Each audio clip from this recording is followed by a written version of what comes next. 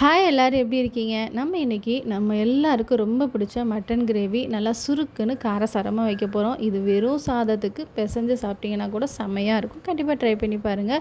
இப்போ இந்த mutton gravy செய்கிறதுக்கு ஒரு 1/4 கிலோ மட்டன் எடுத்து ஃபஸ்ட்டு மஞ்சத்தூள் உப்பு போட்டு ஒரு 2-3 டைம் நல்லா வாஷ் பண்ணி எடுத்து வச்சுக்கலாம். இப்போது இந்த கழுவி எடுத்த மட்டனோட 1 டீஸ்பூன் அளவுக்கு உப்பு, 1 டீஸ்பூன் மிளகாய்த்தூள், 1 டேபிள் ஸ்பூன் அளவுக்கு தயிர் சேர்த்து எல்லாத்தையும் நல்லா ஒன்றா கிளறி ஒரு 10லேருந்து 15 நிமிஷம் அது நல்லா ஊறட்டும். ஊறினா தான் மட்டன் வந்து நல்லா சாஃப்டாக ஜூஸியாக வெந்து வரும். இப்போ இது ஊறிட்டு இருக்கிறதுக்குள்ளே நம்ம வெங்காயம் கட் பண்ணிக்குவோம். நான் சின்ன வெங்காயம் வந்து ஒரு 10-15 வெங்காயம் எடுத்து அதை நல்லா பொடியாக கட் பண்ணி எடுத்துக்கிட்டேன். நீங்கள் இந்த சின்ன வெங்காயத்துக்கு பதிலாக பல்லாரி வெங்காயம் போட்டிங்கன்னா சின்ன சைஸாக எடுத்து அதை நல்லா பொடியாக கட் பண்ணிக்கோங்க. ஏன்னா பல்லாரி வெங்காயம் பார்த்திங்கன்னா டிஷ்ஷுக்கு வந்து ஒரு ஸ்வீட்னஸ் கொடுக்கும். ஆனால் சின்ன வெங்காயம் அப்படி இருக்காது, கொஞ்சம் காரமாக இருக்கும். அதனால் சின்ன வெங்காயம் தான் இதுக்கு ரொம்ப நல்ல டேஸ்ட்டை கொடுக்கும். முடிஞ்ச அளவுக்கு சின்ன வெங்காயம் சேர்த்து பாருங்கள்.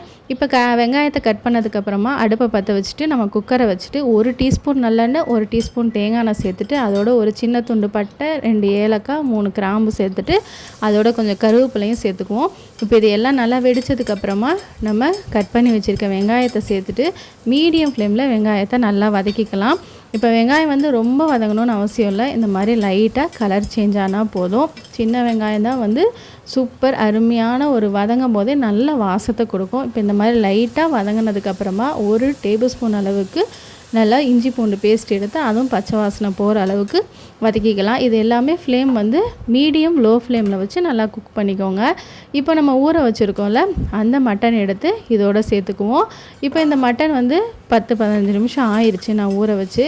மினிமம் 15 நிமிஷம், மேக்ஸிமம் ஒரு 1/2 hour கூட நீங்கள் இந்த மட்டனை ஊற வச்சுக்கலாம். இப்போது மட்டனை அந்த எண்ணெயிலே ஒரு நிமிஷம் வதக்கிட்டு நம்ம ஒரு பவுலில் ஊற வச்சுருந்தோம்லே அதுலேயே கொஞ்சமாக தண்ணி அலசி 1/2 கப் அளவு மட்டன், அதாவது மட்டன் மூழ்கிற அளவுக்கு தண்ணி சேர்த்தோம்னா போதும்.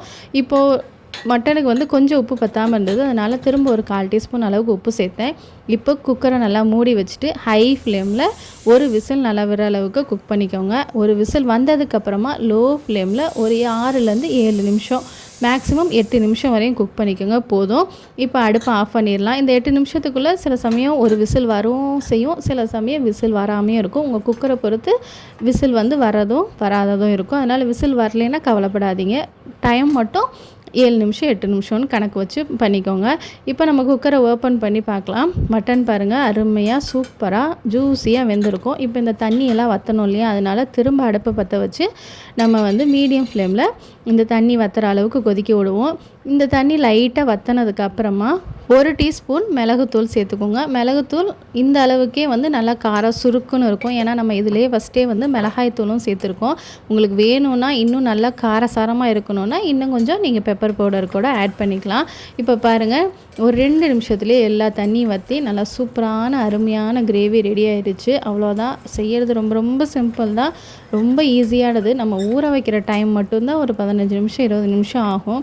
ஊற வச்சிட்டோன்னா நம்ம அடுப்பை பற்ற வச்சு செய்கிறதுக்கு 10 நிமிஷம் தான் ஆகும். அதனால் சூப்பரான கிரேவி ரெடி ஆகிடுச்சு. இது வந்து நீங்கள் சாதத்தோடு சாப்பிட்லாம், சப்பாத்தியோடு சாப்பிட்லாம், இல்லை ஒரு நார்மல் வெறும் சாதம் வச்சுட்டு இந்த கிரேவியை போட்டு பிசைஞ்சு சாப்பிட்டு பாருங்கள், அருமையாக இருக்கும். மட்டனும் பாருங்கள் நல்லா சாஃப்டாக ஜூஸியாக வெந்திருக்குது. கண்டிப்பாக இந்த மெத்தடை ட்ரை பண்ணி நீங்களும் ட்ரை பண்ணி பாருங்கள். உங்களுக்கு வந்து இந்த மெத்தடில் நீங்கள் மட்டன் குக் பண்ணிங்கன்னா கண்டிப்பாக ஜூஸியாக அருமையாக வரும். கண்டிப்பாக ட்ரை பண்ணி பார்த்துட்டு உங்களோட ஃபீட்பேக்கை கமெண்ட் செக்ஷனில் சொல்லுங்கள். இன்னொரு இன்ட்ரெஸ்டிங்கான ரெசிபியோடு உங்கள் எல்லாரையும் சந்திக்கிறேன். அது வரையும் டேக் கேர், பாய்.